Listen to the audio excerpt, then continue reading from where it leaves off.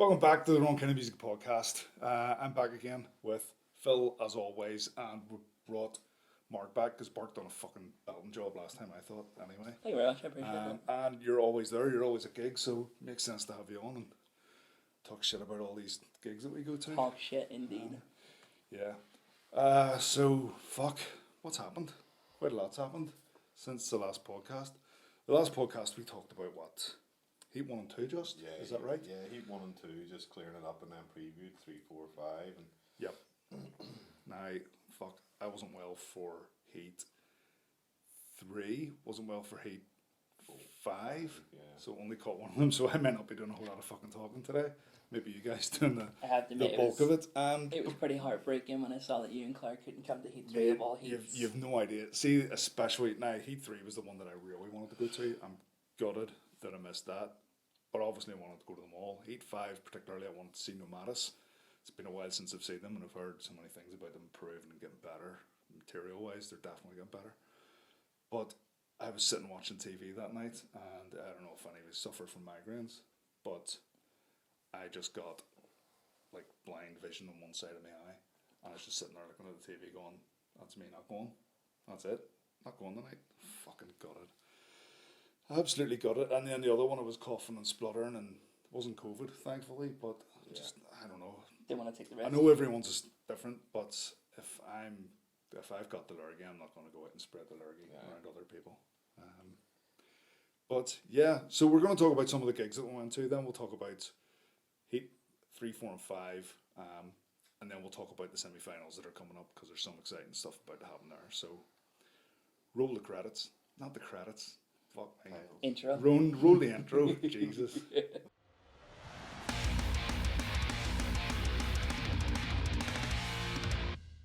So recent gigs we've been to. Just the other night, Mark and I were at Zetra and On the Others. Yeah. Interesting gig, not the sort of show I would necessarily have went to, but was covering it for Rock and Load, doing a wee bit of snappy snap photography. What do you think of it for a start? Different. Because Definitely different. both bands had a bit of a gothic kind of touch, even though they were different shades of metal, you know. One of them was kind of like going through the shoegaze route. The other one, I felt like when I wrote the review for Rock and Load, like it was kind of new wave of British heavy metal vibes to it, you know. So it was like gothic approach, still metal kind of chord to the songs. But then, you know, like Zedra had like you were taking photos, so do you want to talk about their stage setup? And the stage setup was the first thing. I mean, as soon as I walked into the venue, I was down early because thanks to the promoters that were putting on that show, they just didn't seem to give a fuck about telling people if it was on, what time it was when on. the doors were open, when bands were playing. Sure, what do we need to know that stuff for? Yeah, so I just turned up for 7 because Ticketmaster said 7, and I would never fucking go off Ticketmaster for this is when the gig starts, but that's all I had. So I rocked up about 7:10, rolled into the place, fucking dead, like there was no one there at that point. But all the stage was set up and you had 4 screens sitting down the middle, then some electronic elements and stuff, and what looked to me like a Godzilla hand kind of holding the 4 screens, and then you had chains all about the place, and it intrigues you when you walk in and you see that set up, especially when it's it was clear that it was for the support band, because there was extra drums and stuff set up behind that. But yeah, it intrigued me, and then the band played, and I thought they were cool. I thought they were interesting. Definitely different, as you say. Yeah. It was different to shoot. Now, lots and lots of red light, which made it really, really difficult, but the good shots that it did got, I think, It comes out really looked vivid. pretty fucking cool. Musically, it was hard for me to say. Someone walked up to me and said, "Is this shoegaze?" And I sort of thought it might have elements of shoegaze in there, but I didn't think it was strictly a shoegaze band. To me, it was more sort of like, I don't want to say emo, but definitely goth. Yeah. Definitely a sort of 80s vibe.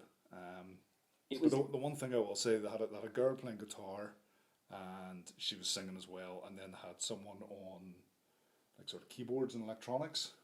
You sure it was a girl?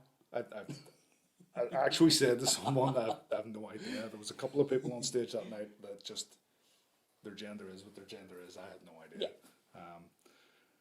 But there was no live drums, and I thought they would have really, really benefited from live drums, mainly because the drums that they had that were programmed sounded like real drums. Yep. It didn't sound like, you know, the way sometimes you get something like, I'm trying to think of other 80s synth gothy bands. I like that because it was like harking back to the likes of Sisters of Mercy, where like they had their analog drum machine that Eldridge named. I think it was like Dr. Jeep or something like that, you know. Yeah. So drum machine's a big part of those kind of bands.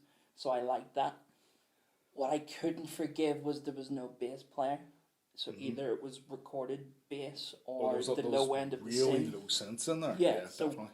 I couldn't forgive not having a bass player, but I dug the drum machine because of that vibe of, like, you know, the throwback to the 80s and that kind of. I thought to me it didn't sound like, I don't know if Duran Duran's the right comparison, but to me Duran Duran's drums sound like electronic Depeche drums, Mode, all those you know? kind of bands. Whereas their drums sounded like real drums, so why not just have real drums? Yeah. That's what I thought.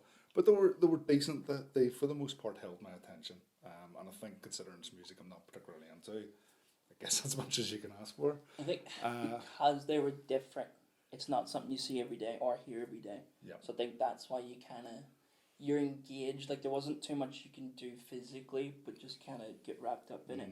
But yeah, they were good. I enjoyed them. And then On the Others came on, and I hadn't listened to them, I hadn't sat down and listened to their music, but I'd put stuff on YouTube in the background before going down. And again, it was that sort of very 80s, very goth inspired, and I just kind of went, yeah, okay, whatever. Maybe, I don't know, Gary Newman? No, maybe, I don't know. It didn't do a whole lot for me. And then they came on stage, and the first song they played just fucking slammed, like. Yep. And I stood there going, the fuck is this? This is not what I was listening to 2 hours ago at home. I was really, really impressed by them.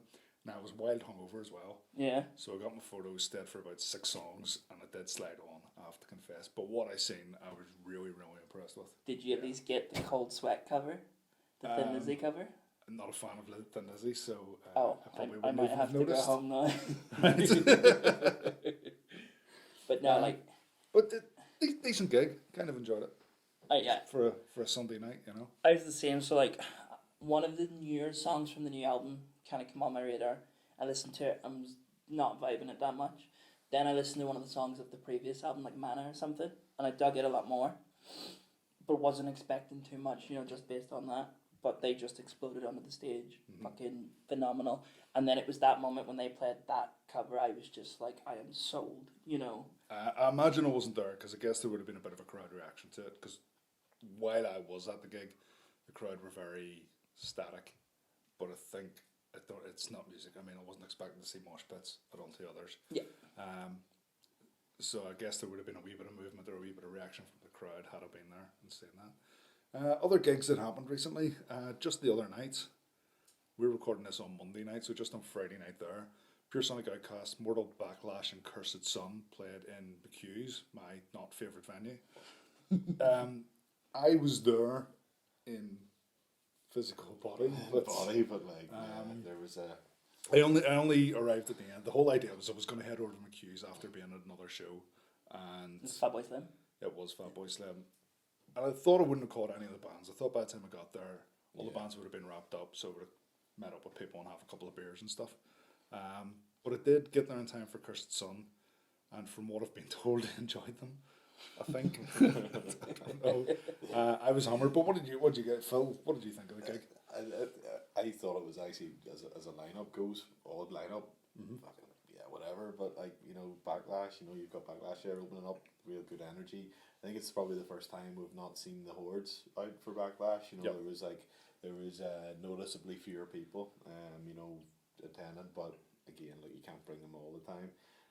And it didn't really make a difference anyway. They still, you know, gave it 100%, and it was fantastic. So, they were great. Pure Sonic Outcast, again, just a real enjoyable watch. I quite like them. They're just sort of sitting there with these nice wee sort of just these riffs, kind of almost Caius-esque at some points. You know, I just loved it. And then we've got Cursed Sun. I think that was probably the best I think I've seen them. You know, straight up, no bullshit, just for it, and they were great. McHugh's, just shit venue, you know. But It is. it's very odd sound, like skip in the room. You know, you're trying to find the best place, and it's like it's right beside the stack. You know, it's the only place you can stand because it's just it. But no, good gig actually. Ended up being a much better gig than I thought it was going to be.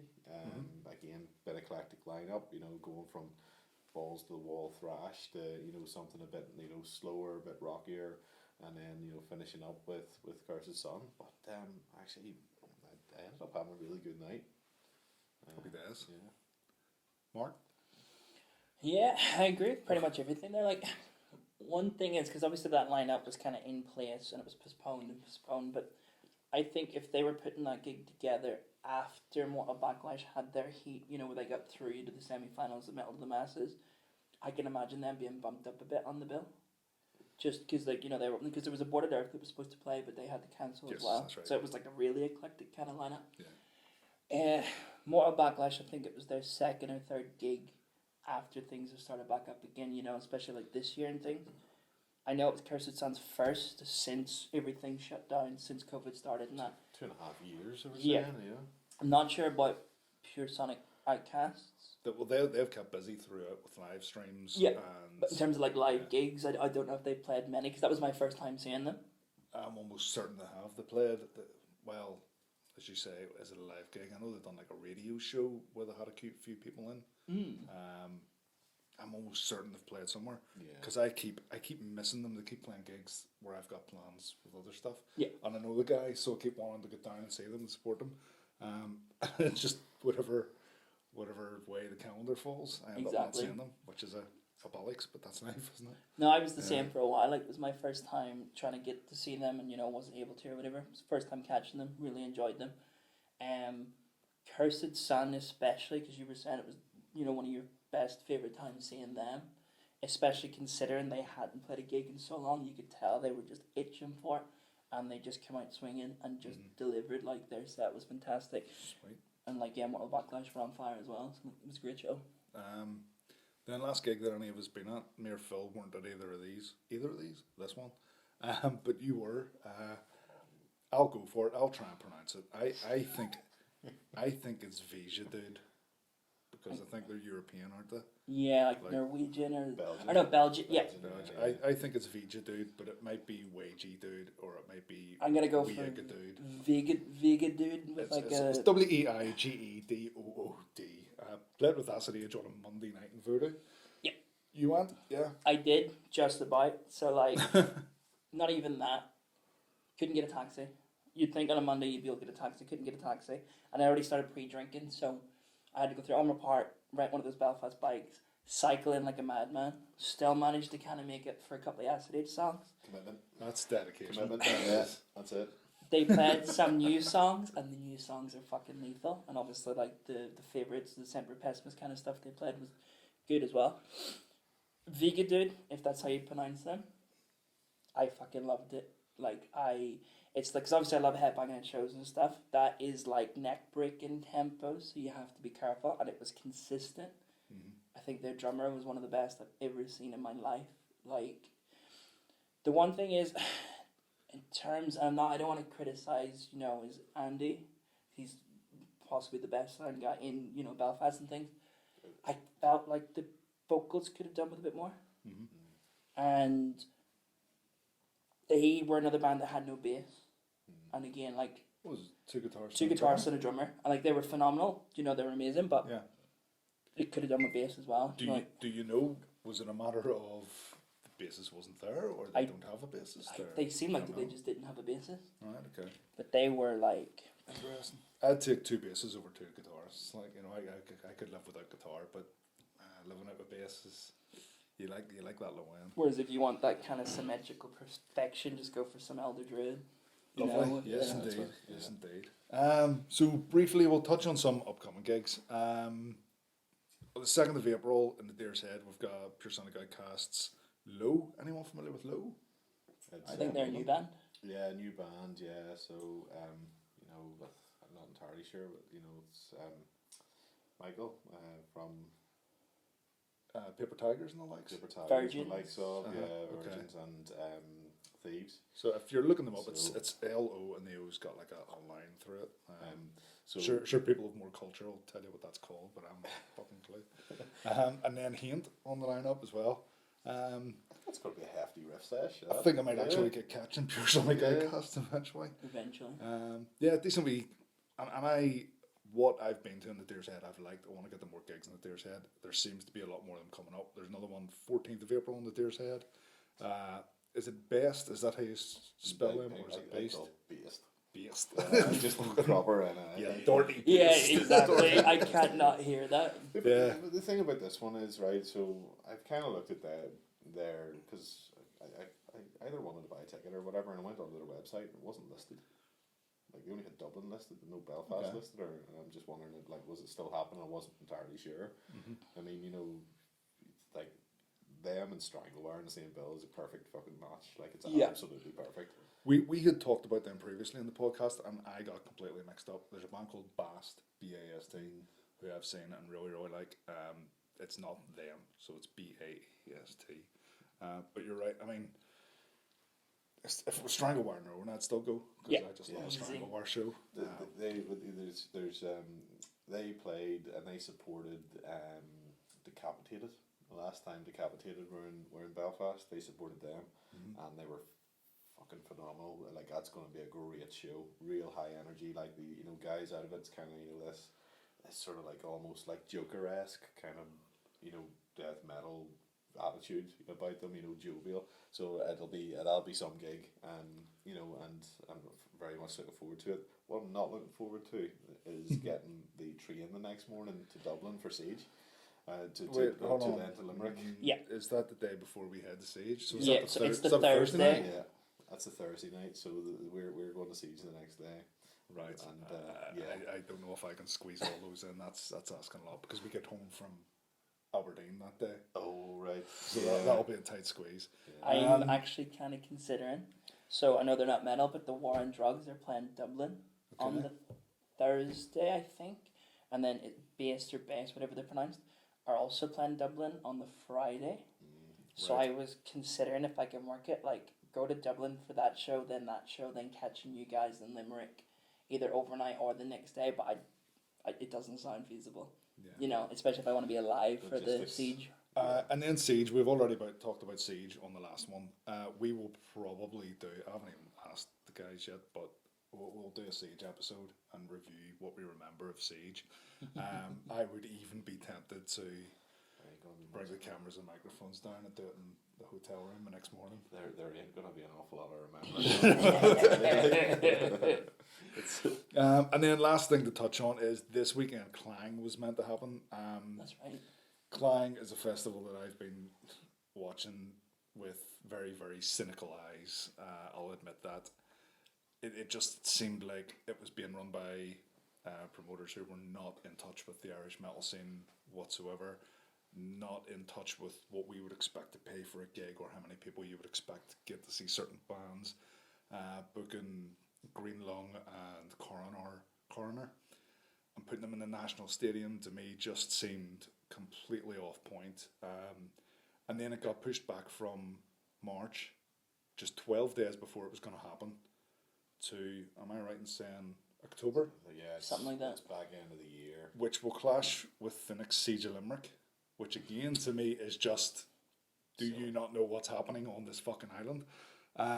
On top of that, now I think this should be taken with a pinch of salt, I admit, but some people have kind of digged into it and looked at Eventbrite, and apparently on Eventbrite you can see how many tickets have been sold, and it's like less than 100 or something. Now, as I say, pinch of salt. But I mean, if you book the National Stadium and you sell 100 tickets, pushing that gig back's not going to make a difference. It's time to call it a day, if you ask me. But I'm no expert. I'm not a promoter. I can only give my opinion. But that's what's coming up. So the one thing that would entice me for that one personally is Candlemass, because I think it's like an anniversary or something, and they're touring their debut album. So I think they're playing it, start to finish. I don't know if they're doing it on that. I know they're doing it on like Decibels Rock and Beer Fest or something, you know, like in the States and stuff. I think that's the thing. A lot of people that I've spoken to anyway. I mean, it was a Corner, Candlemass, Green Lung, and then the rest of it sort of Local, bands you local-ish. wouldn't know or local bands that you can see in Fibbers 2 Yeah. weeks later for whatever. I haven't heard anyone say yes. I would like to see that band and that band. It's one like I would like to see Green Lung. I know someone who would like to see Corner, and I know people like you're saying you'd like to see Candlemass. So it is. No, I haven't seen anyone go, that's a great lineup, I love those 3 bands, or Yeah. even 2 of those bands. So people are then forced to pay a festival price, which I'll say in, quote marks, for a band that they want to see. That's a good point. I think if I was that promoter, I would have started off small and booked one of those bands and put it on in a smaller venue, and then book the next band and put it on and just run it like that. I think it's over ambitious for your first entry into let's start putting on shows in Ireland. Because there was another one, Iron Mountain, wasn't it called?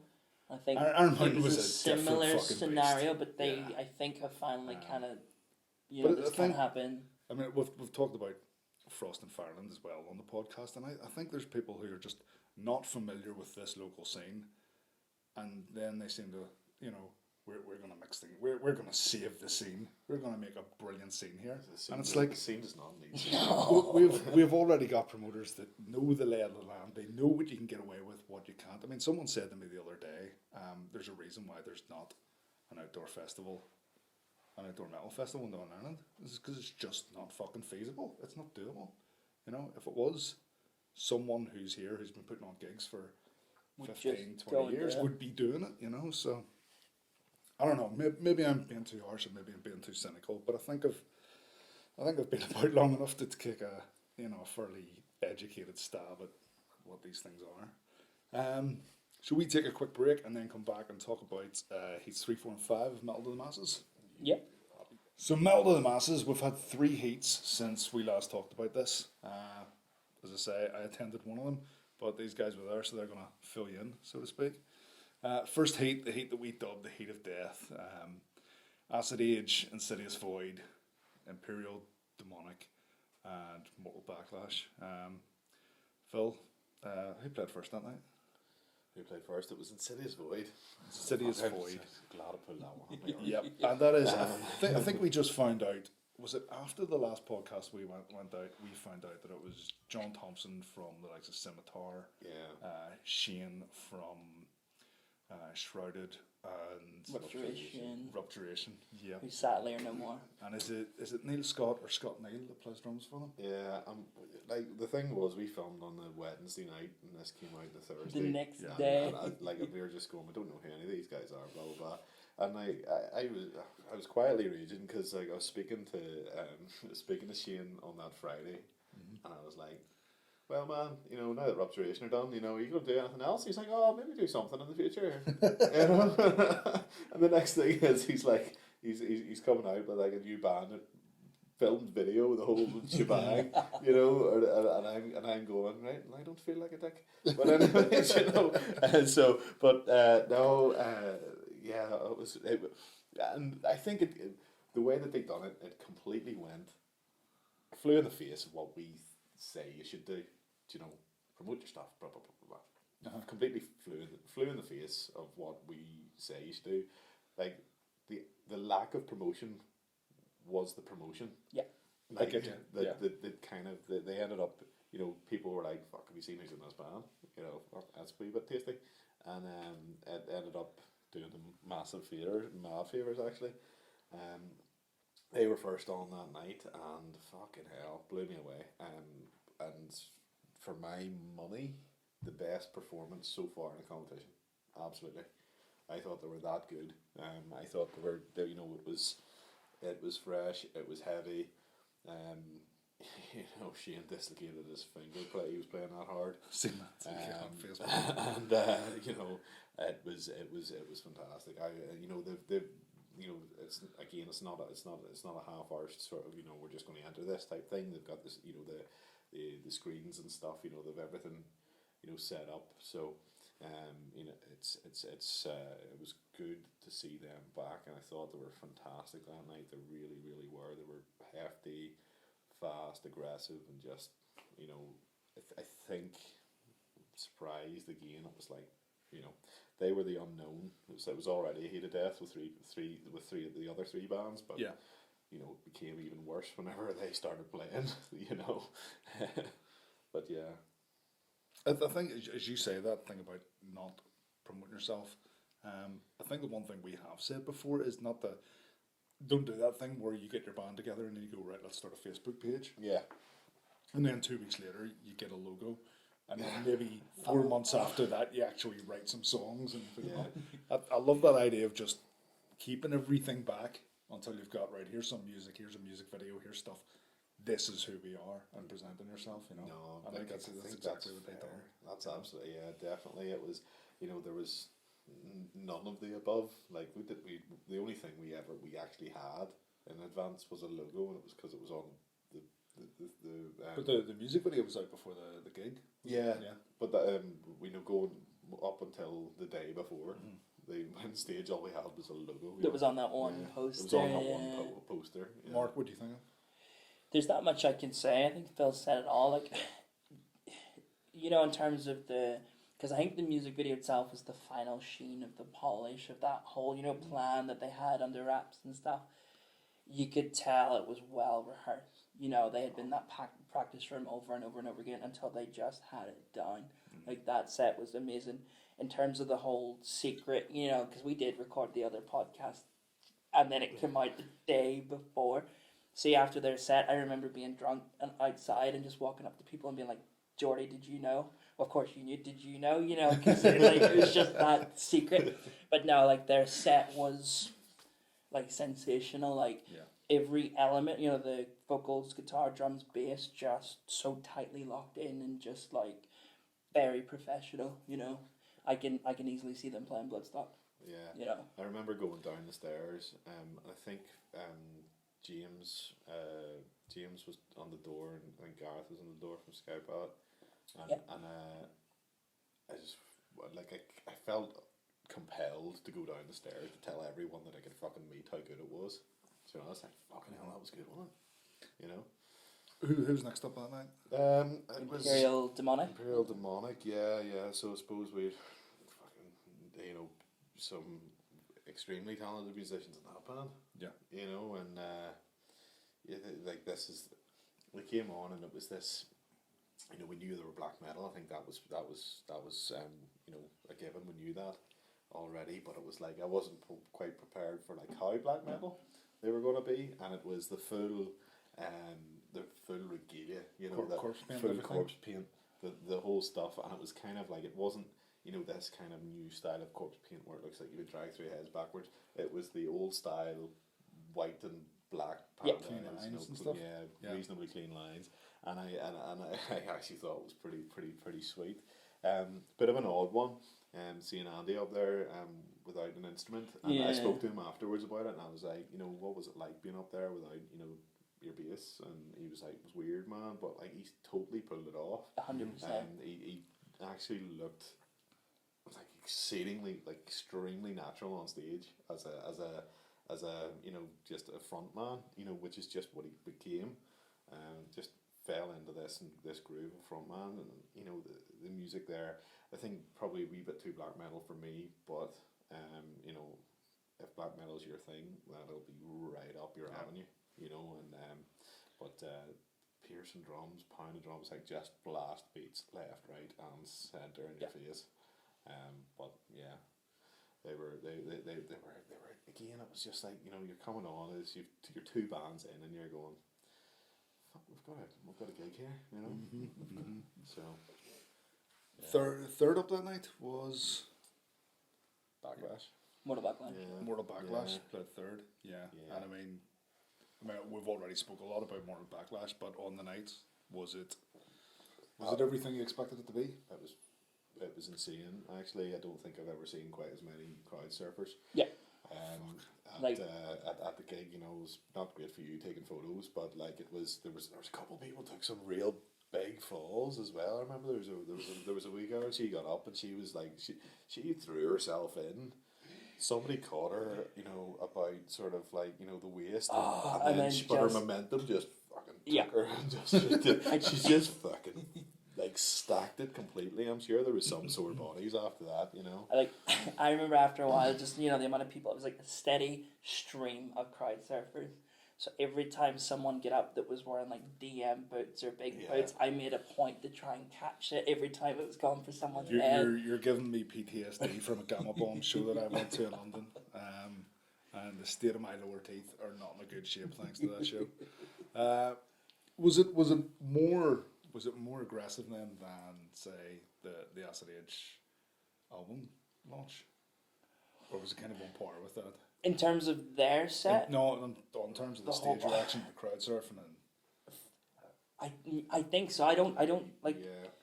The crowd surfing never stopped. The whole room just seemed to become a mosh pit, a mosh room.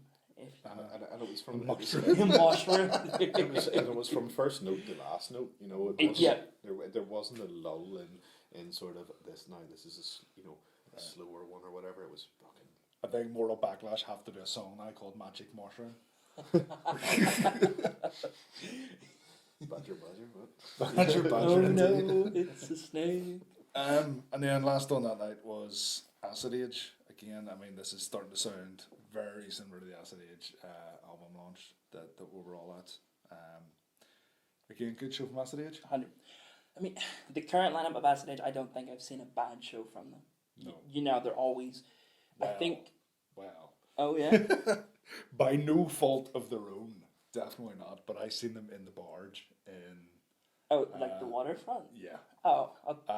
And it wasn't a bad show, but it was a fucking weird show. Yeah. I don't know. Did I talk about it in the podcast? I don't think so. Not sure. There was a It was supporting someone... It was supporting the Dangerfields and No Matter were playing. Now, funny enough, I was seeing Fatboy Slim that night, so I got down, they had me on the door, so I watched Acid Age's set and slid on.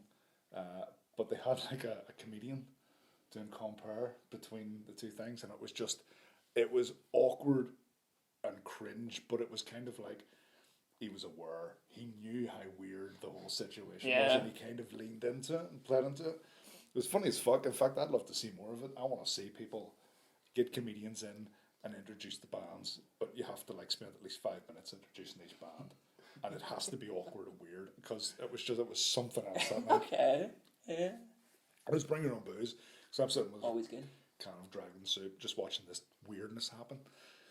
And then when Acid Age played, like our friend Lauren got up, went Becky's the Acid Age, while the entire room just sat there, kind of tapping their feet and stuff. Really? And it was all seated around the side, so just a bizarre game. So as I say, no fault of Acid Age, but it was a weird fucking show.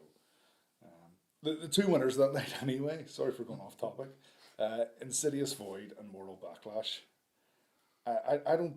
From what you guys are telling me, it doesn't seem like there could have been two bands that played that night that wouldn't have been worthy of a win. But do you think those two bands should have been the bands to go through, or they were my pick? Both. I sort of said that's how I seen it. Personally, I kind of noted, I think, a wee bit that after I think the madness that was, but Mortal Backlash, the crowd just, I think, was a wee bit tired, and I think a few people drifted out, and just. I think they maybe just suffered, a wee bit because they came on the back of such a high energy show. Not that they're high energy themselves, you know. So, but I just kind of think that it was a wee bit just that running order just didn't really go in that favour.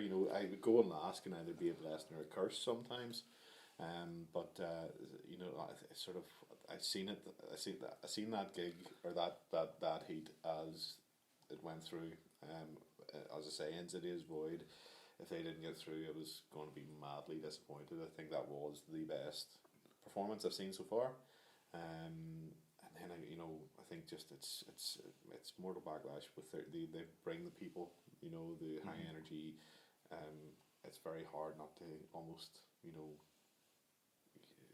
I just thought that's what it was.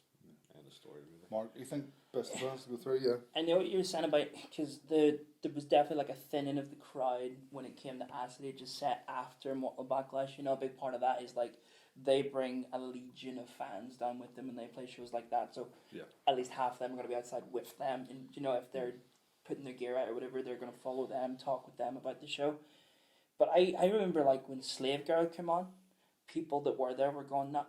You know, and I assume obviously there was that music video that was shot and stuff, so like some people might have, you know, known it from it. Who shot that?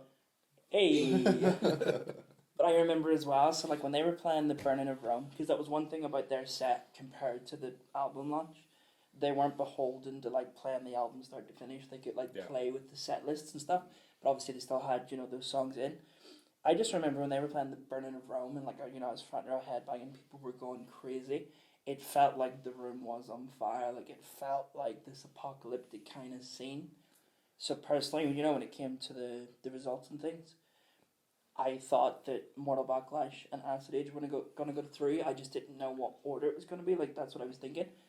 I remember when Insidious Void got called, I was standing with Mike Largy from Nevney, and we both just looked at each other like, because we thought that Acid Age were starting to get through, but it just shows you how close that night was. It just shows you the competitiveness. Yeah, as well, and like how good every band was. But I think, if I remember right, I think the difference between second place and third place, or who got through and who didn't, was something like 0.4%. Fuck. That's how close it was. Moving on then, Heat 4, which is a heat that I did actually attend. Heat 4 was, in order of playing, correct me if I'm wrong, Minor Inconvenience, Dynasty, Coma, Gozer. Wasn't there. You weren't there, you missed that one. You were off having fun, if I remember. I was gallivanting. You gallivanted. You made that one, yes? Yes. Right. We'll start off with the first band then. Minor Inconvenience, a band who, on record, I thoroughly enjoy, despite not necessarily being what I'm into. Talked about them before, kind of a musy type vibe. I literally at one point closed my eyes while I was watching them, and I really liked what I was hearing. Okay. And when I opened my eyes, I was really unimpressed by what I was seeing, because they had a very, very static performance. Just kind of... There was three of them on stage, and they didn't move, and I like to see I like to see a bit of passion, I like to see a bit of I'm enjoying what I'm doing, and I just didn't see it from them, and I was quite disappointed by that, because I liked their music so much, because I listened to the tunes and went, fuck, these are really, really good tunes, they're really, really well written. I love the guitar tone, the real fuzziness of it. Do you think that's just like... It might be because... I was going to say it might be. I mean, it's probably because they're a new band. They're a new band, and it's, you know, getting on stage, and it is a fucking nerve-wracking thing, getting on stage. I've been there before, and it's fucking terrifying. I mean, I didn't play any gigs on the scale of even something like Metal to the Masses. I never played there when it was packed out as that. So, yeah, you can't blame them for nerves being there.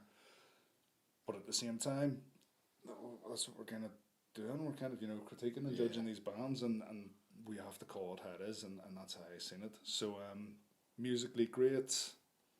Performance in terms of them playing, again, great. Just love to see them loosen up on stage and enjoy themselves. A bit more in terms of their 100%. performance. Did you see them yourself? Now, so that one turns out I did go. Mm-hmm. For one reason or another. I only got to see half the band, so I only saw two of them. I think that was the night that Enola Gay were playing like a secret show kind of thing, and I remember nipping off at some stage to it. I get you, yeah. So then I think the other band that I missed might have been on first. Okay. And I got there maybe later or whatever. But I did check them out, and it's funny that you said that they reminded you of like Muse, because I remember thinking it was that kind of like fuzzy tone guitars. That's it exactly. Yeah. It reminded me of like early 2000s kind of Muse, White Stripes, like that kind of era. So like, you know, I might go give them a go, check them out if they're playing other shows. They're playing other shows, but the sort of gigs that they're playing, they seem to be playing with more sort of indie and rocky bands and stuff. So which might sit a bit they more might, like if you go to those shows, you'll probably catch them. Yeah. Myself, I kind of stick to the hardcore metal and punk gigs, so it's just unlikely that I'm going to come across them unless, you know, someone books them to play with some metal bands. But I would happily go see them again, as I say. But in terms of judging them and critiquing them on a competition. Just needed more movement. Second up that night was Coma. Coma are a band that I've talked about before on the podcast after a gig they played in the Limelight with Witch Kicker and someone else. Was Oracle, maybe? Was it Oracle? I can't remember. I think it might have been. It was like Limelight 2. Yeah. One of those early Saturday shows during the summer. Yeah. So You know, they're like when you're in the dark show and then you walk out in bright sunlight like a vampire. And back then I said that it was basically 5 guys on stage playing 5 different songs. That's what it felt like to me. It felt like everyone was in a different band, pulling in different directions, and nothing gelled at all. On this occasion, like 98% improvement. Like just vastly better in terms of songwriting. The songs felt like songs. Everyone felt like they were on the same team. Yeah, things were locked and in. And trying to achieve a single goal between them all. So in that terms, I was definitely impressed. I know that some of the influences that used to be in there was like genty stuff, while other people were doing rocky stuff. And the only thing that reminded me of that on this occasion was the whole band seemed to be pulling in the same direction, and it seemed to be like a hard rock vibe. I was getting a real hard rock vibe, especially from the singer. And with that frontman and the vocalist, if the rest of the band aren't following his stylings, it's going to fall apart. The only thing I found was odd was, I don't know if it was one of the guitarists or the bass player. I think it was the second guitarist was doing what I would consider like metalcore shouts occasionally. Like the guy in the Exodus t-shirt. Yeah, with yeah. the cut off down. Yeah, like backing vocalist almost. And every now and again I'd be standing watching, and then I'd hear that and I'd go, where the fuck did that come from? Because that bit didn't suit. Now, it sounded good. If you had taken those exact same noises he was making and put it on a metalcore song, it would have sounded fucking banging. But that aspect of it, and it looked fun to do, like screaming your lungs out, it's fucking great fun. So don't blame him for wanting to do it. But to me, it just didn't lend itself to those songs, and that was my only critique of it. I thought that didn't fit. It was like a jigsaw piece that was just in the wrong place. That's what I thought. Fair, like because in terms of the rejig lineup, and you're saying like 98% improvement things, I agree completely. Like their singer was just like a breath of fresh air blown into the band, and he did seem like he was coming from like a classic rock kind of, like exactly. Sweet bands like that kind of. Even the look and how he was dressed and stuff, with the long straight hair and the white shirt unbuttoned down to the. And in terms of that, like button.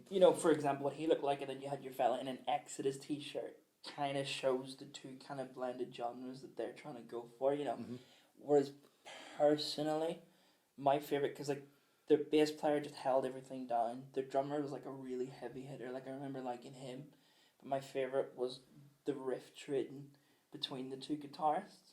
And anytime the songs did go into the kind of lighter things, I remember not being as interested, and I thought that they were best when they were doing their heavy riff trading. And I personally liked his like big backing vocal shouts just for the contrast that it provided, But on the whole, they're almost like a completely different band from the one we did see in the Limelight. They are without a doubt. It's their call, it's their shout, absolutely. But if I was in that band, I would want. They seem to want to separate what they are now to what they were. Yeah. I'd have went that extra step and renamed the band.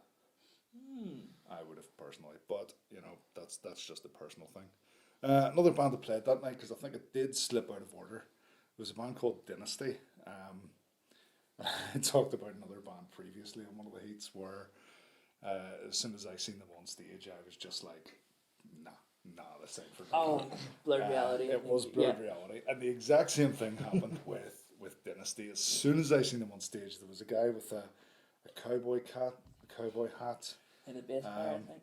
It was the bass player, and everyone just looked like they were in fancy dress as like Guns N' Roses or 80s sort of, not quite glam rock, but that direction. And see, because they were generally like a young band. Very, very young. You'd be forgiven for thinking you'd walked in on like a Halloween party or That's something. That's exactly the vibes I got, right? So I'm already on the back foot, and I'm like, don't think I'm going to like this at all. And then they just started playing with enthusiasm that reminded me very much so of Mortal Backlash. Like, they hit that stage like it was their fucking stage. They played to that crowd like it was their fucking crowd. And part of it was because there was ones up the front that were dancing and singing along. The guy doing his like big, like what I would consider to be a bit like Axl Rose kind of screams. Oh yeah. I thought personally anyway, I thought he was fucking nailing them. All of them were dancing, all of them were moving about. It was a hell of a fucking performance. Now, would I go see them? Fuck no, because it's not my thing at all. But I was just really, really impressed by the performance, the enthusiasm, and for fuck's them. I'll kind of look forward. I was going to say I look forward to seeing the semi-final, but I'm kind of spoiling who went through now. If anyone doesn't already know, one minor spoiler, it doesn't count. But yeah, really impressive. Did you like them, or was it just an appreciation? You actually like them? I like I wasn't expecting what they did, what they get up there and played at all, because it was that kind of 70s throwback blues tinged hard rock kind of stuff, like musically. And then they were up on stage, like their singer was getting on like he was Mick Jagger, you know. Yep. But I remember getting up to him after the show and kind of, you know, because he's quite young, Seaman and stuff, I was like, do you know who Rob Halford is? Because you're talking about the vocal screams and things. And he was like, of course. I was like, you reminded me of a young Rob Halford. Do you know, and I wasn't expecting any of it. I get where you're coming from. The takeaway for me was they had this one song, I think it was like the last song or second last song, really slow. They dropped the dynamics like right down. Yeah. And I think it was like almost like what's the word? Like a ballady kind of song. Yeah, that's why I got those Guns N' Roses Motley Crue. Yeah. To me, the whole thing was like an homage to the Sunset Strip. Yeah, 100%. You know? But that one in particular, especially like the two guitarists wasn't there as well as a bassist, I think. It was, yeah. And like their tone and their lead playing reminded me of people like KK Donnan, you know, doing like really, you know, like it's like sad, but it's not soppy kind of thing. Yeah. And for such a young band, like it just had this musical maturity to it that I wasn't expecting. So like, I am looking forward to them in the semi-final. Like. Okay, very quickly, last band that played that night were Gozer. Yeah. The Traveller. Gozer the Traveller. They were the other band that I missed. Bluesy rock music, and honestly,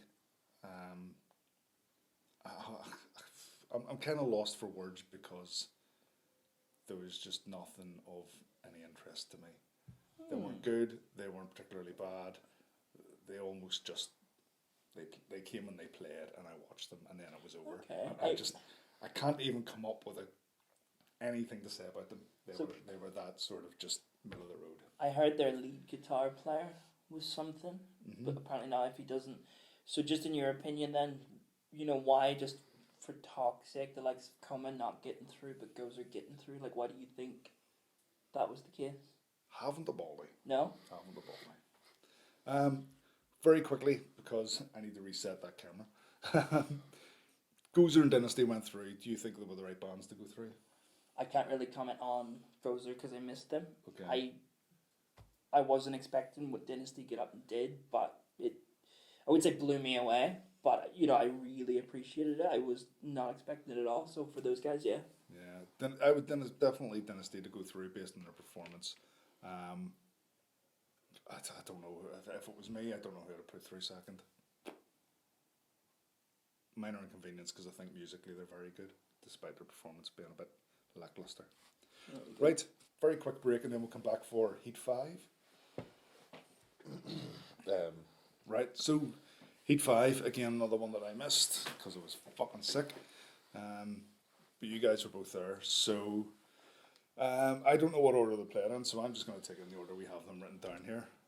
Band that I was looking forward to seeing, the Skunts, and I fucking missed them. They were on first too. Yeah? Yeah. What do you reckon? So again, you know, I just have a habit of getting to these things late. Right. I got there for the last two songs, which is an improvement on, you know, last song or missing them completely. I missed the banjo in particular, which I was reading about. I fucking loved them. They were just like Warzone vibes. It was almost like the Warzone being resurrected for a show or something like that. And it was just this kind of like folk punk, but with riffs. And a mad seaman singer, but in like the best way possible, you know, like chaotic craziness kind of shit. Like, I love them. it should have been a shit show. It should have been. Yeah. Right? Stand-in drummer. Had to learn all the songs. But it was Ben, though. Yeah, well, but also, but like had to learn songs. You know, it's one more thing that can go I know what you wrong. mean. Yeah. Get on stage. One of the guitarists, guitar strap, continually busting all over the shop. You know, again, not a great thing. Banjo string. Which kind of Did he banjo bust string? his banjo string?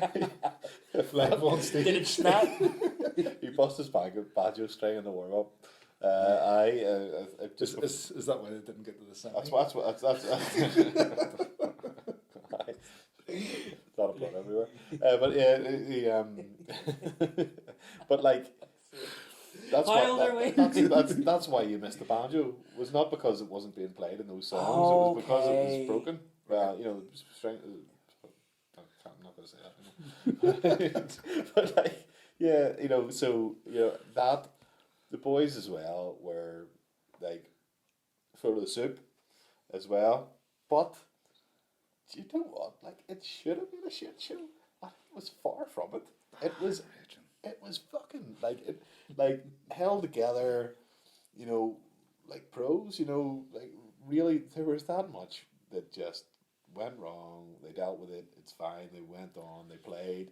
Anything they did play was great.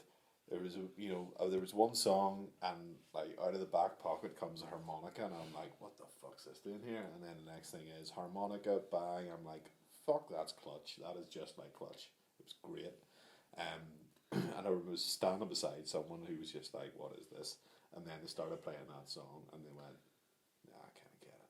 I'm like, that's fine. Yeah, that's okay. So the next thing is, I'm just having a fucking good time, and I went, you know what, that was fucking brilliant. It was brilliant. It was really good, and the boys were full of the soup. And you know, anybody that's got a song called Premature Ejaculation, you know, it's like, and they're like, and it's a very short song. Can you play Premature Ejaculation with a busted banjo string though? Fairly so. You can try, like.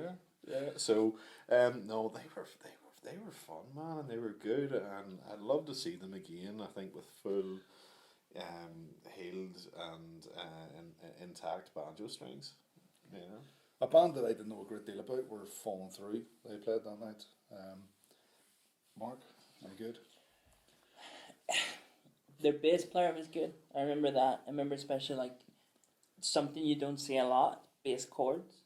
Like he was doing a couple of those during songs, and it worked really well.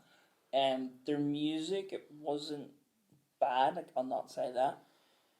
But I just remember like trying to get into it, trying to move a little, and it was a bit toe tappy ultimately. I get you. Which, I mean, it's not to say it's bad music, it's just there's no way in hell I could imagine that in Bloodstock. But again, I don't know if they're a new band that's just looking gigs or that kind of thing. And it was hard rock, is that right? Yeah, it was very kind of on the tame end of things. So, like, I'm not saying they're bad, it just wasn't for me. That was a tough round for an upcoming hard rock band, because you got some good talent in there. True. You know? but quite disjointed sometimes as well. They definitely switched it up just mid song, and it was like you were playing something, you were like going, you were kind of you were like, right, I'm getting into the groove of this, and then it just was way it went, and it was like, you were like, fuck, where am I going now? You know, you know, again, I think I get what you mean. It's like it was a dead on performance, but I think that's about as far as it went. What I really actually loved was the guy's vocals. I thought his vocals were fantastic. It's Burrito Man, by the way. I thought I thought his vocals were actually class. Like, and you know, he's got a big voice. You know, it's like it's out there. You know, it's he can project his voice big time, big shouty, sort of like Neil Fallon-esque, you know, in a roundabout way. But we've mentioned him twice now. But anyway, long story short, great. I liked the vocals. And there was tops off, if I remember correctly. There was a lot of tops off that particular night. I think it was warm, sweaty kind of night. I think it was a warm, sweaty night. The Skunks have Freudian near a bit of a slip there. But near there's a couple of lads out of the skunks had the tops off, and there was tops off, these guys too. So there's tops off. Just on that, I want to give a shout out to the one top that's dead on, because it was fucking class. Their guitar player had this like really nice Rory Gallagher t-shirt on that I remember just being like, fuck, fair play to that, like that's a nice t-shirt. There's no wonder he didn't take his off. Wild Heat played that night, a band that they closed. always thought were incredibly tight, incredibly professional looking. Yeah, good show that night. Yeah, and exactly what you said there. I think with an incredibly tight and professional band, you get the same thing all the time. So what we got then was no different to what I'd seen them before. And again, they've got that. They definitely have that Motley Crue vibe sort of to them. But it's not something for me. It's not. I'm not a fan of that 80s bit. Sure. But I can appreciate what they do.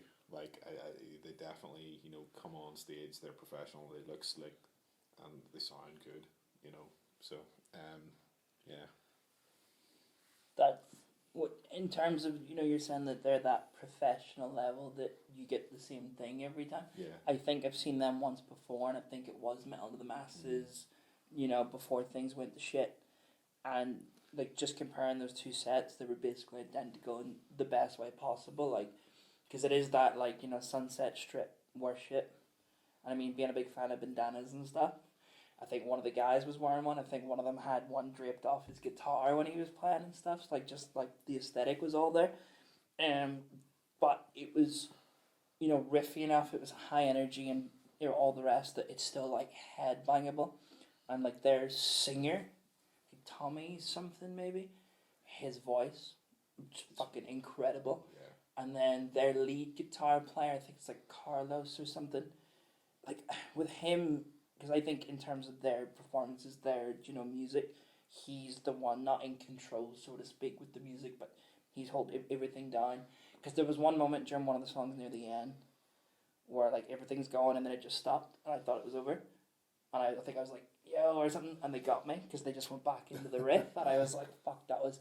It's with him in particular, I get this sense that he could go play some extreme metal music, he could go death metal, black metal, whatever, but he just has more fun doing that kind of thing, and you can tell it translates into the performances. I think that kind of music is about having fun. Exactly. And you can definitely see that the guys have so much fun when they're on stage. Yep. Yeah, definitely. Divides Unfold also played that night. I kind of, it's almost like there's a little pigeonhole in the metal scene, and Wild Heat and Divides Unfold live in that same wee box to me. I think they're both the same in terms of how well they perform on stage and how well they look and how professional they are. Would you guys say that's how it was that night? I can't. Maybe not. I don't think they're similar. I think they're slightly different bands. Divides Unfold, you can definitely hear there's some form of Tremonti influence. That kind of more of a modern sound. Yeah, more modern sound to them, and vocalists. That guy is sick. That is just, the vocals are so they're almost, they sound recorded. They're that good. He's just, and it's effortless. He just sits there. He's up the mic and it's just flows out. It's just it's so effortless for him to sing, and he puts the guitar away, as well. Just throws that away and just sings a straight up song too. And all of the guys on stage, again, it's really good energy, from, you've got the lead guitarist who's swapping places with the bassist, and they're just having a good time. And, those guys are such a good band. They are actually such a good band. It's it's hard rock, but, I'd happily, I'd watch it because, I don't particularly like hard rock, but them, I probably would make an exception and be yeah, I like that. I would probably go see them, if they were playing their own gig. I'd be yeah, you know what, I'm doing nothing else, I'll go and see them because bloody professional. And, yeah, tight as well. I think they absolutely clean up in in England. Like, absolutely clean up. Yeah. And then finally on that night was Nomadis, a band that I was busting to see and missed them. How were Nomadis that night? So obviously it was my first time seeing them after, you know, things opened up again. Like, I'm not sure if they have played shows that I've missed or... I think that was the first one. Yeah. So much better than they were, you know, in the before times, we'll call it. And I like them in the before times. You know, I think they've got a new drummer. And, you know, he was really fucking good. And I remember he had these, like, instead of, you know, just earplugs, these big, hefty ear protectors that made him look like he was on a construction site or something. And he was just, you know, slamming it and bringing it and things. Their performance was great. I think it took maybe a while for the crowd to kind of warm up to them, but it was that trajectory, you know, by the time it was coming into the last songs, they were getting heavier, the crowd were, you know, that energy back and forth. The Freddie, is it the vocalist? Yeah. His vocals, like when he's doing the heavy stuff, it reminds me of like Max Cavalier or something like that, like, which is obviously just amazing to hear. The guitarist was giving it stacks. So like I loved it. I just think, especially at the end, like the very end, they could have brought it a bit more. I think they had it like just open there to really bring it, and they didn't for one reason or another. But other than that, loved it. But yeah, I think actually new bassist as well. So yeah, new drummer, new bassist, and you know the boys haven't stopped. You know, over lockdown or whatever, they've been, you know, the new album practically waiting there. I think it was all recorded. The drums were recorded and all, but then I think the new drummer came in and they were like, "No, you're going to re-record them."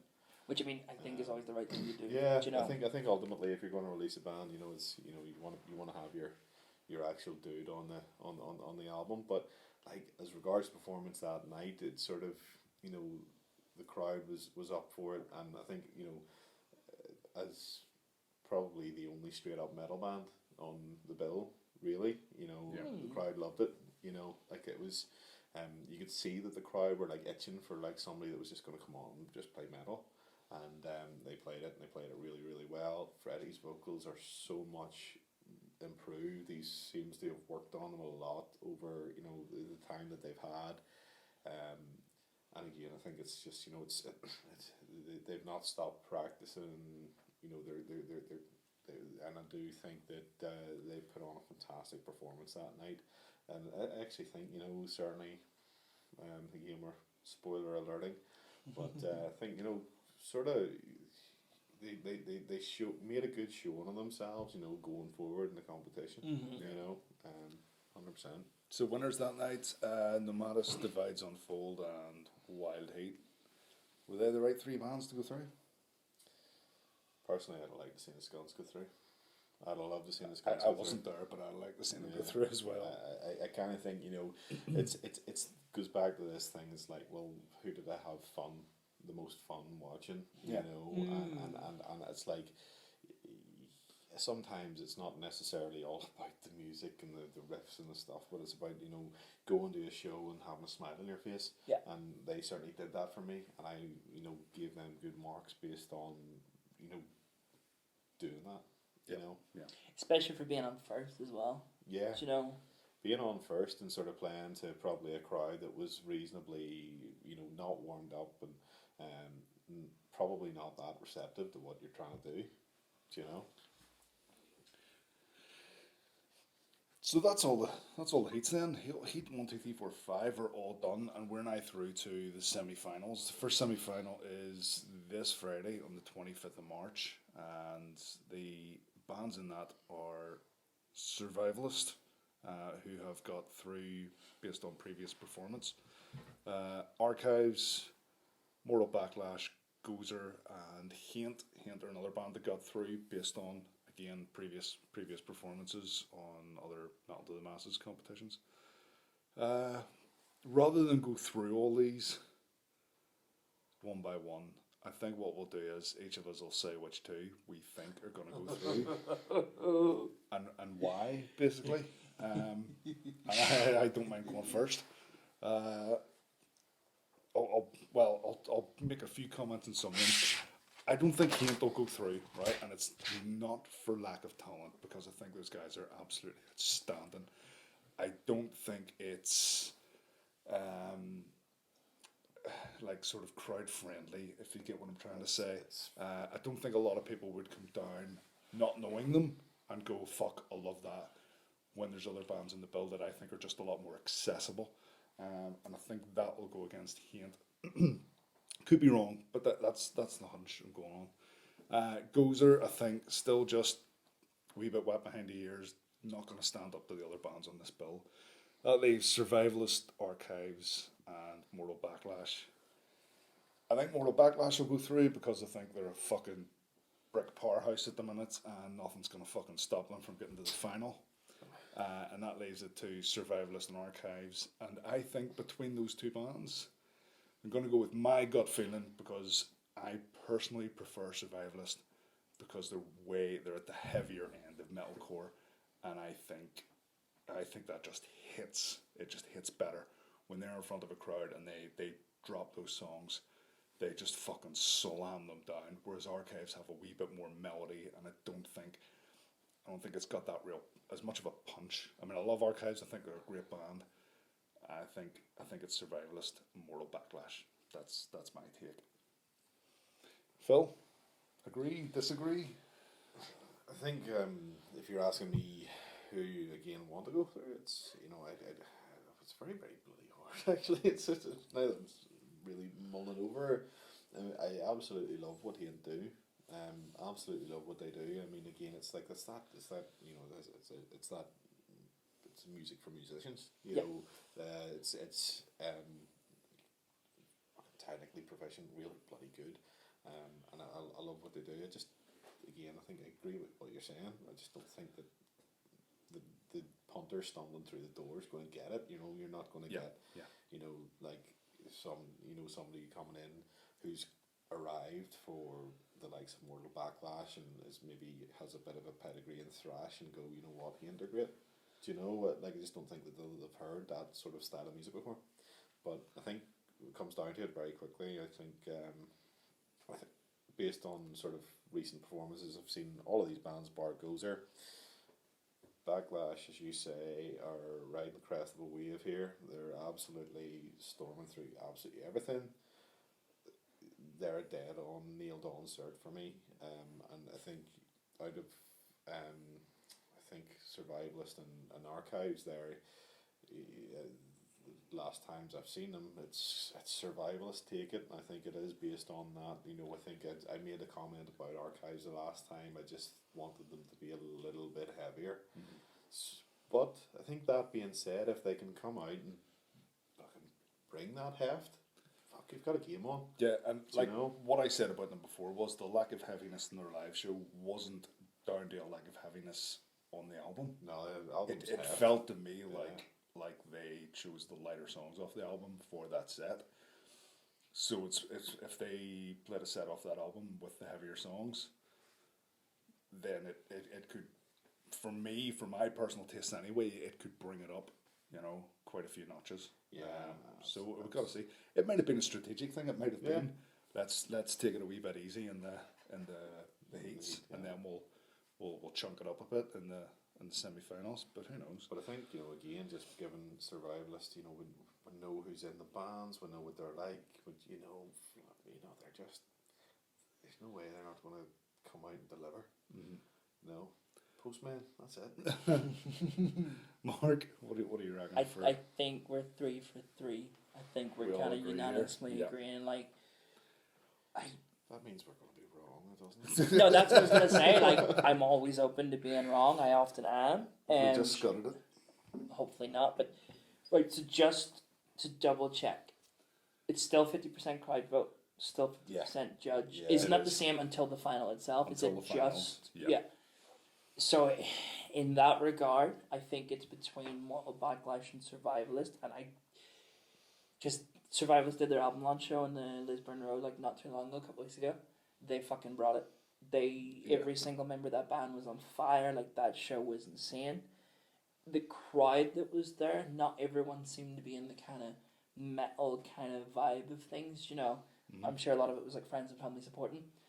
So I think on the night itself, if they both play at their best, which I think they're going to, it might come down to the crowd vote. And in that regard, Mortal Backlash might, you know, come out first, Survival is second.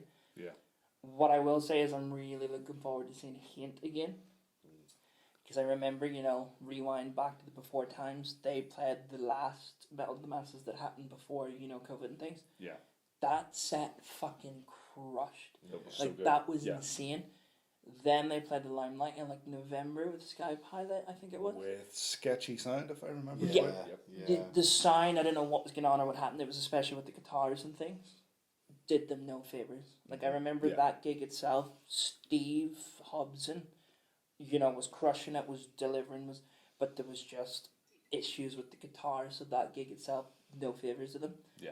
I can see them coming out this Friday and just like smashing through, and I could almost see them possibly getting second. It'll be close call. Yeah. But we'll see. I think got to you know also say that like we've got another band playing that night on the competition. You know, guys that have won the English. Thing, There's Ashen Crown. There's a guest band that night called Ashen Crown. I seen them at Bloodstock. Yeah, we seen them at Bloodstock. Wednesday night. Was it? I think. I can't remember. Fuck knows. How many days was there last time? It was at Bloodstock. 5. So we seen them. Long alcohol drenched nights. They were good. I remember them being good. I mean, See, it was the first gig after like 2 years of no gigs. You could have put a bunch of cunts up on stage banging some pots of pans, and I'd be like, "This is amazing." This or is a bunch the of best night scunts of with my a life." banjo. Was if I remember rightly, the guy in Ashen Crown, right? So fuck, this is remembering rightly. But I think he wore a 10-ton slugs shirt. Now you're asking me. I think he was a bald fella and he wore a 10-ton slug shirt, and I was like, this guy knows. He knows. This guy knows. Because obviously he wasn't expecting like an influx of Irish people firing over to Yeah. I checked out their, I think it was their most recent album the other day. I'm looking forward to seeing them. Like, obviously we were talking about how good these bands are. You know, they're competing. I hope my neck can survive for their set, you know, as well. And again, you know, these are guys that have been there, they've done it, you know, they played Bloodstock, and I always think that at this stage of the competition, you know, whoever does win those that semi-final, it's always good to see somebody that has done it. Look at what they're doing, how they perform on stage. What you know. Yeah. If I actually think Ashen Crown are about 5 or 6, 5 piece maybe. Like, you know, there's going to be a lot of people on stage, but you know, how they play to the crowd, and you know, I think that'll be fun. There's a potential opportunity for networking there as well. You know, if you think they're a band that would suit playing with your band, like, you know, have a word with them, have a chat with them, especially like across the make water friends, and see if you those can get, kind of. you know, we support slots. Yeah. Semi-final 2 is on the 8th of April. That's just, what's that, 2 weeks after the next one, which is this Friday. That's some convoluted date given for you there. It's 12 Gauge Outrage, Dynasty, Blurred Reality, Wild Heat, and Victim Royal. 1, 2, 3, 4, 5 bands on there, and then we've got Netherall, which is again another English band that played Bloodstock last year as guest headliners. Someone else want to take this one first, and what 2 bands do you reckon's going through? Mark? Okay, if they played the same kind of show they did that I saw them at, I think it was one of the heats before COVID and everything else, I'm going to call it Victim Royal. Yep. First. Second, it would be tough to call that one. I mean, I'd love Wild Heat to go through. Like, I loved their set, you know, last time that much. But at the same time, I would love Blurred Reality to go through, and I can see them kind of, depending on how the sets go, everything else, they might shoot their way to the top space, whatever. But I think it's going to be Victim Royal, just based on that, you know, the last time I saw them kind of thing. Yeah. Yeah, I'm on the same page with Victim Royal. I think the only concern that I might have with them is maybe the lack of just gig time. I know they have played a gig since, I think they were on somebody's release show. And they've been actually a new single out rooster, which I quite liked as well. So they've been gigging that one. They've been gigging it anyway, so it's not unfamiliar, but, it was good to hear it out on record. But I think Victim Royal, and then I'm going, this is open, there's a lot here. I haven't seen Dynasty, so I just don't know whether, what they could bring. I was quite quietly surprised with 12 gauge Outrage the last time they played. Yeah. I thought they did bring something different, bring something new, and actually really did quite impress me. I think my heart goes and says that, to be quite honest with you, I think Blurred Reality, given just how, badly I got it wrong, if they can come out with the same intensity, the same energy, and the same, and play off the crowd and manage to get what they do on stage into the crowd and get people receptive to that, they are gonna be, I think, actually reasonably hard to beat. They basically need to bring the entirety of Armagh with them then. I don't even think it's that. I think, what they were doing was infectious. Yeah. It kind of got into you, and you went, "Fuck, this is groovy, and I'm really enjoying it, and I'm having a good time." I don't know. Again, I think, as you rightly say, Wild Heat as well. It's professional economy. It's hard. It's a hard one to call. It is. It's but nailing myself to the cross, it's Victim Royal, and I think Blurred Reality. Just to jump in one second before you go. The only reason I didn't have Blurred Reality up there initially is experience. I think the other two just have that much more experience, and that might be the deciding factor. Yeah. But sorry to jump in there. The arrogance of youth, though. Well, yeah, you two find out when they fucking played that first heat, whereas I was like, from the get-go, I was like, these guys are going to be good. The thing I'll say about this lineup is, I think out of all the heats and all the semi-finals so far, I think this is one where the order the bands play in could have a big impact on just how the gig plays out. And I mean that because Dynasty are a band that will get the crowd going. They'll bring down a crowd who will dance and jump about and sing along to their songs. Blurred Reality, I think, got a similar reaction. Not quite to the same level as Dynasty now, but again, got the crowd going, interacted with the crowd. I think if those guys play first, it's going to create a buzz in the room. And I think it'll help absolutely everyone. Like a snowball. The two that I think will go through, again, Victim Royal have been stalwarts of this competition for the last few years now. I think they've been in... Have they been in the final twice? Would I be right in saying that? I think you're not far wrong, yeah. It was at least once. They were definitely in the final at least once. You go back to times when there was the finals and Limelight and things. They would have been through to the final should that year have commenced, the one where these bands are getting to jump forward a heat. I think off the basis of that, I think Victim Royal are good enough. I think they've proven themselves before, and I don't see any reason why they can't prove themselves again to go through to the final. So first of all, I would say Victim Royal. When I look at that lineup and I try to imagine a name being called out or imagine one of those bands in the final, it's Dynasty every time. And I know they're not a band that are to my taste at all,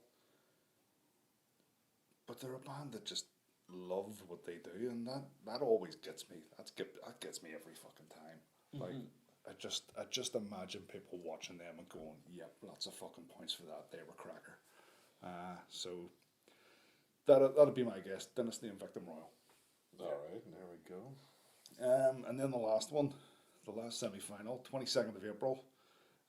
Nomadus and City's Void, Gravity Well, who have just released their new album Earthbound, by the way. If you want to go check that out, it's all on streaming services and all that stuff. Divides Unfold and Pure Sonic Outcasts. I think that's a really tough one to call. Now, I haven't seen Nomadis post shit show. I haven't seen, when I say shit show, I'm talking about the world's shit show, not anything they've done. I haven't seen Insidious Void. I did see Gravity Well. I didn't see Divides Unfold. I'm quite familiar with Pure Sonic Outcasts. So it's kind of hard for me to judge this one, if I'm completely honest.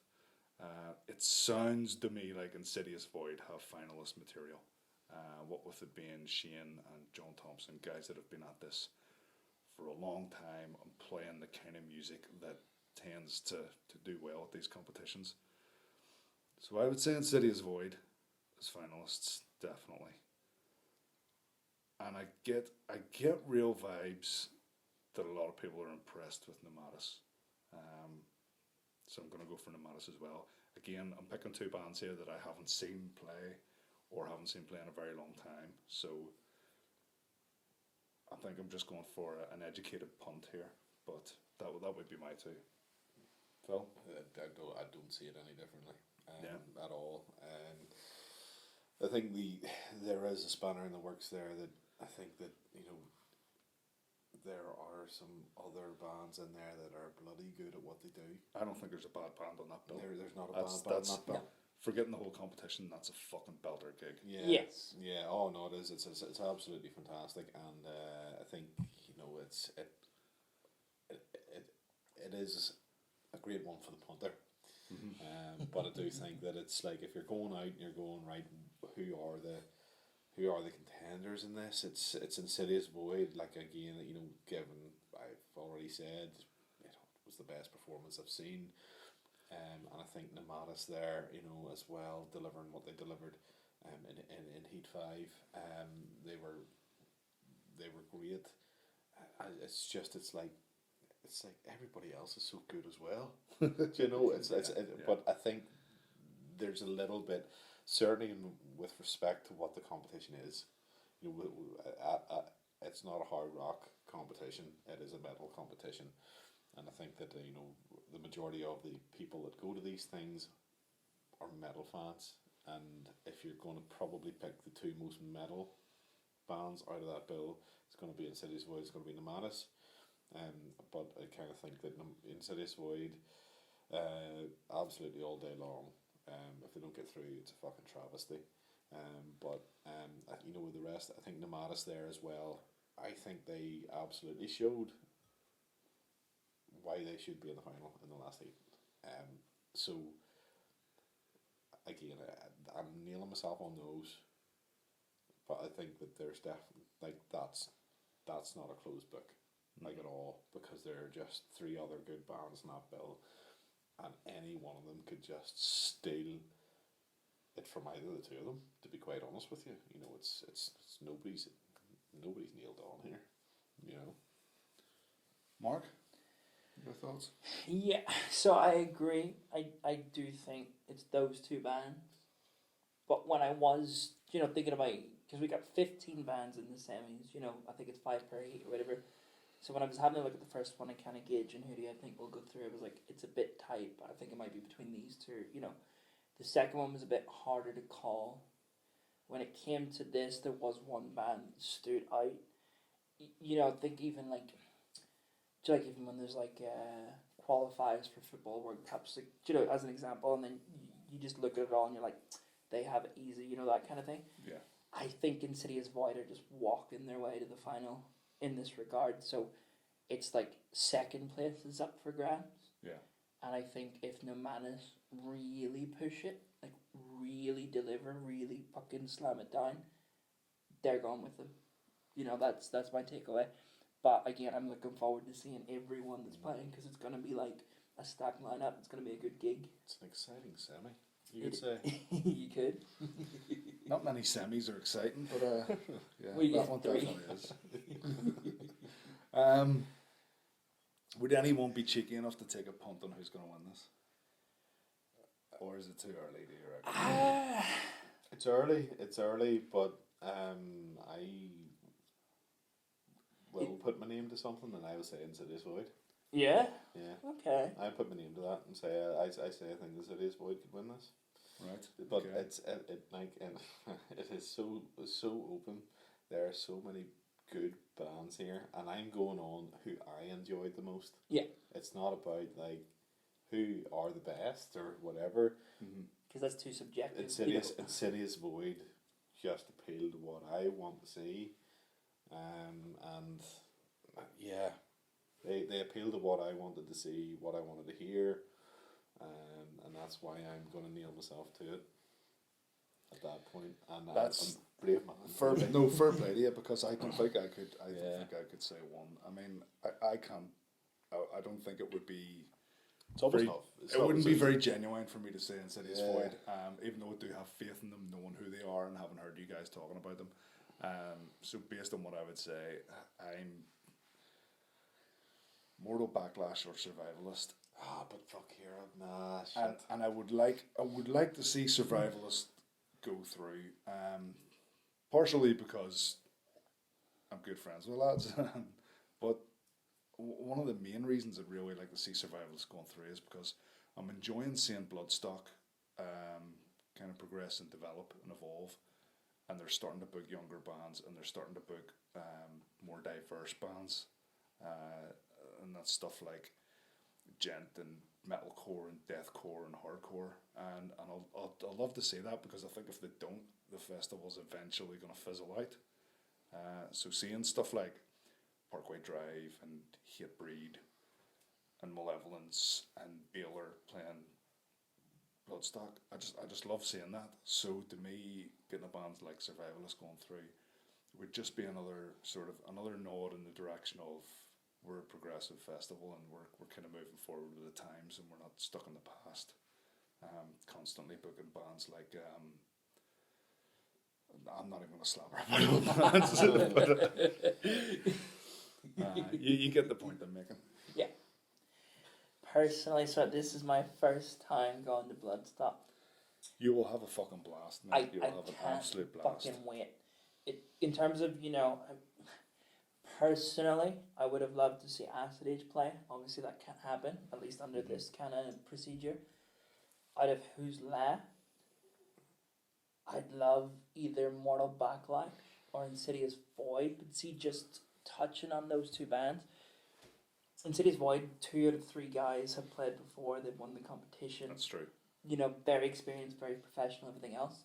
I love Mortal Backlash, but I'm kind of, I could see them going through to the final, possibly winning it, but then I kind of ask, are they ready to play Bloodstock? Yeah. That's just something, like, I love the guys, but it's just something that's in my head. We've seen a lot of bands win this competition, go to Bloodstock, and then not really do a lot more, or from our perspective at least, obviously we don't know what's going on behind the scenes, and these bands might be getting more success that we're not just aware of. Like, one band that have done it is The Crawling. The Crawling went and they were enamoured by Bloodstock, and they've got asked to come back to play just as like a guest on a Thursday or something. They played the Sophie stage and whatnot. Like, I'm always thinking, what band is likely to go there, play, and for promoters or crowds to stand there and go, I hope this isn't the last time I've seen it. It's to do the hard work, Yeah, because I've seen a lot of bands at Bloodstock, and I've really enjoyed them. But it's a one and done. It's like, yeah, seen them there, that was great. Probably won't get the album, probably won't buy a t-shirt, probably won't see them again, and they kind of drift off and you never hear them. So to me, it's what band's going to go there and make the most of that opportunity and impress people. And I think, like, there was a band, I can't remember the name of them, Phil, you remember? It was a really, really young band, I think they were like 16-year-olds and stuff. And they made a real impression at Bloodstock this year. Young thrash band. Oh yeah. They played on Torture the Demon. That's the one that's played on the Jägermeister stage. I think Mortal Backlash could go and do something like that. I think Mortal Backlash are better than them. Without a doubt. Without a fucking doubt. Yeah. They're like, these not to slag anybody, but those guys, They were really good at promoting themselves and all sorts of business. We went, we seen them, and we were like, this is grand. But having, experience of Mortal Backlash now, Mortal Backlash, shit on them. Without a doubt, yeah. Because it was more of an open question. Because the one thing I'm thinking is, we know them for playing great shows and for bringing a big crowd, and the crowd love it. Not every one of those people are going to buy a Bloodstock ticket last minute to go support them, when they play there. Yeah. But again, I can see, if I'm there and they're playing, obviously I'm going to go, I'm going to enjoy it and everything. See, just to throw in though, you know what I would love as like a wild card to win the whole thing in play? Fucking Wild Heat. Like, I don't know if it will happen, but I would love it if it did, Fair fucks. Indeed. Yeah, I think your point there is a reasonably good one as well. Is that I think most of the times we've seen more backlash, and it isn't down to like the fact that they bring a crowd that are up for it. Like, I 100% it's not. agree. It's not. It's that they are just like genuinely good. You could Oh, put no, them. 100%, You could put them in front of a Bloodstock crowd. A Bloodstock crowd is gonna fucking lap that up. Yeah. Like, it doesn't matter that they're their mates and they're going, in Belfast, it doesn't matter that it's their mates, because to be honest with you, like, if they weren't there, would it be any different? Probably not. I think, it's maybe a wee bit more extra, crowd surfing, etc. Yeah. Because they all maybe know each other and a bit more comfortable with that kind of bit. But, it's... like, I've nailed myself on someone, and I'm not going to backtrack. I'm not backtracking. And again, but, as I said, it was more of an open question, because it was those two bands I had in mind, and one of them had essentially played before. Lots of experience was. I'm not about this played before business and ringers and all that stuff. I don't understand. It's different band, it's different songs, it's a whole different setup. 100%. I don't subscribe to that like in any way, shape or form. I just don't. I think it's evidence that you just got good musicians, man. They're out there. They're doing so much good work, and just like the work rate's incredible. The Sudden Strike gig at the weekend there proved it, because they didn't have their like legions of fans, and they still pulled on a great show, as they always do. Speaking of Chris from Cursed Son, and he was just like, I don't remember the last time I watched a band and just smiled this much with Backlash. He was just like, this bassist. He was like, I love him. And he was like, it's like, and the work rate in the guy on the drums. I haven't learned their names yet, but fuck me, then the work rate in the drums. But like, it's just getting the Pit Viper fucking shades on, and like just sitting there, just mullet and just giving the bass and all, man. It's just it's like it's an ambivalence, or it's probably not the word, but I know what you mean. Like, they don't take themselves or anything too seriously. Like, it's just they do what they do, but they have fun with it. Yeah. Do you remember he had hot pants on one time, man? Denim hot pants. Like, I mean, not that he needs defense, but in his defense, I think it might have been summertime. I think it might have been really hot. No, but he doesn't. Was that not Heat 1? I'm not just slagging. recently. I'm not slagging. I'm like more. No, fair play. Yeah. More denim hot pants, please. It was Lemmy was famous for it. I'm pretty sure he's got a snaggletooth tattoo on his shoulder too. He does. Yeah. He does. Yeah. And bass, I suppose. Yeah. So whatever. There we go. Yeah. There we go. Yeah. I think that's us for now then. We are going to wrap this up. The next podcast will come out following semi-final 3, so it'll be in between semi-final 3 and the final heat.